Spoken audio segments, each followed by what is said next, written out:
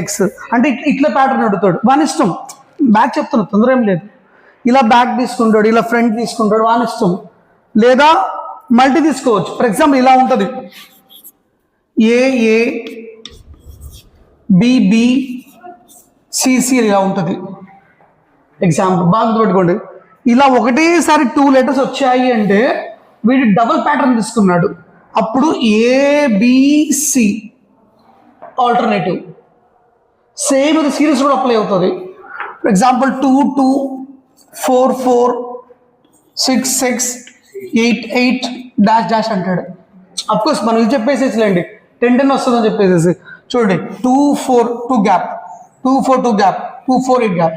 వాడికి మార్చేస్తే 3 5 7 9 ఇక్కడ 10 వస్తుంది. అక్కడ లెటర్ ఏమొస్తుంది? It is based on the series patterns. అర్థమవుతుందో? ఇలా 2 నెంబర్స్ మనం అర్థం చేసుకోవాలి. ప్యాటర్న్ని సింగిల్ ప్యాటర్న్లో పోతుందో డబుల్ ప్యాటర్న్లో పోతుందో దానికి నువ్వు జస్ట్ ప్రాక్టీస్ మీద పక్కన పెట్టినా చూస్తే నీకు అర్థమైపోతుంది. ఇప్పుడు మనకి ఎలా అర్థమవుతుంది చూడు, 2 3 4 5 6 7 8 9 10 11 ఇది మనకి ఈజీగా అర్థమవుతుంది. పూర్వపాటు నెంబర్ మిస్ అయితే అర్థమవుతుంది. ఇప్పుడు మనం రఫ్గా వస్తున్నాం.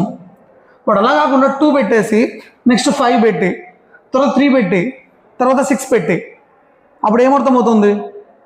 ఆల్టర్నేటివ్ ప్యాటర్న్లో పోతుంది అది. ఎగ్జాంపుల్ బా